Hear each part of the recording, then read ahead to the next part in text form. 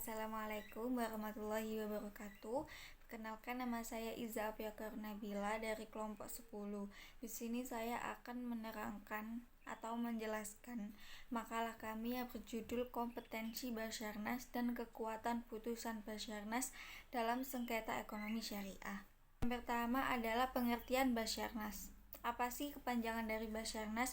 Jadi Basarnas adalah Badan Arbitrase Syariah Nasional. Basarnas adalah wadah untuk menyelesaikan perkara-perkara perbankan syariah di luar pengadilan. Sedangkan peradilan agama merupakan wadah dan badan penyelesaian sengketa perbankan syariah secara litigasi. Basarnas itu sendiri merupakan lembaga arbitrase yang diartikan sebagai upaya untuk menyelesaikan pertikaian yang dilakukan di luar meja pengadilan oleh pihak lain sebagai penengah atau arbiter yang ditetapkan oleh masing-masing pihak yang bertikai, dan setiap macam putusan yang dikeluarkan oleh arbiter selalu bersifat mengikat dan harus dilaksanakan oleh mereka yang bertikai. Basarnas didasarkan pada beberapa aspek hukum dalam penyelesaian sengketa. Di antaranya adalah ada UU arbitrase dan alternatif penyelesaian sengketa. Yang kedua, cakupan dari arbitrase konvensional yang diperluas oleh Undang-Undang Kekuasaan Kehakiman. Hal ini tergambarkan dalam penjelasan pasal 59 ayat 1 dijelaskan bahwa arbitrase yang diartikan dalam ketentuan tersebut juga arbitrase syariah. Tujuan dari didirikan Basarnas ini adalah untuk sebagai badan permanen dan independen yang berfungsi menyelesaikan sengketa yang timbul dari hubungan perdagangan, industri keuangan, jasa, dan lain-lain di kalangan umat Islam.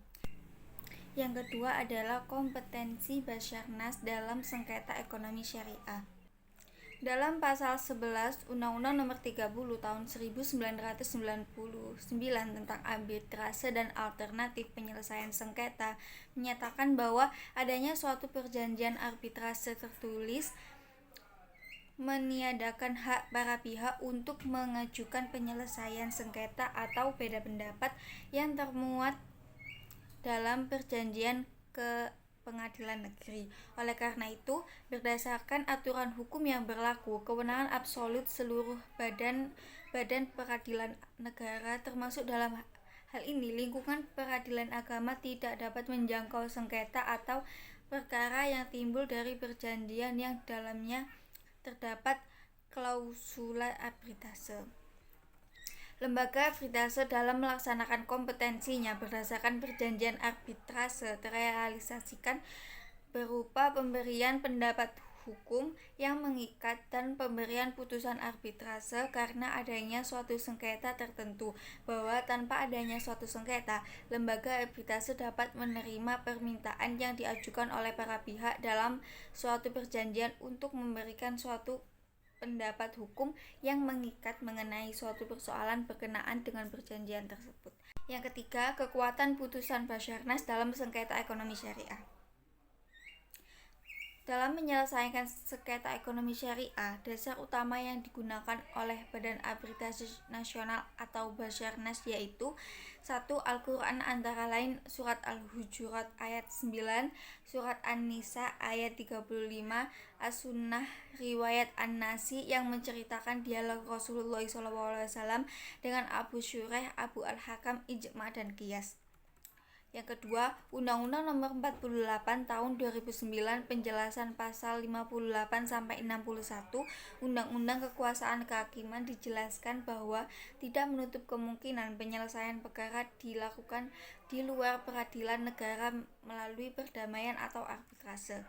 Yang ketiga, Undang-Undang Arbitrase dan alternatif penyelesaian sengketa. Arbitrase menurut undang-undang ini adalah acara penyelesaian sesuatu sengketa perdata di luar peradilan umum. Sedangkan lembaga arbitrase adalah badan yang dipilih oleh para pihak yang bersengketa untuk memberikan putusan mengenai sengketa tertentu. Yang keempat, SK MUI, Surat Keputusan Dewan Pemimpin MUI nomor 09/MUI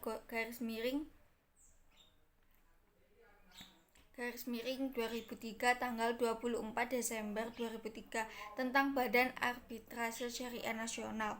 Badan Arbitrase Syariah Nasional atau Basyarnas adalah lembaga hakam satu-satunya di Indonesia yang berwenang memeriksa dan memutus sengketa muamalah yang timbul dalam bidang perdagangan, keuangan, industri, jasa, dan lain-lain.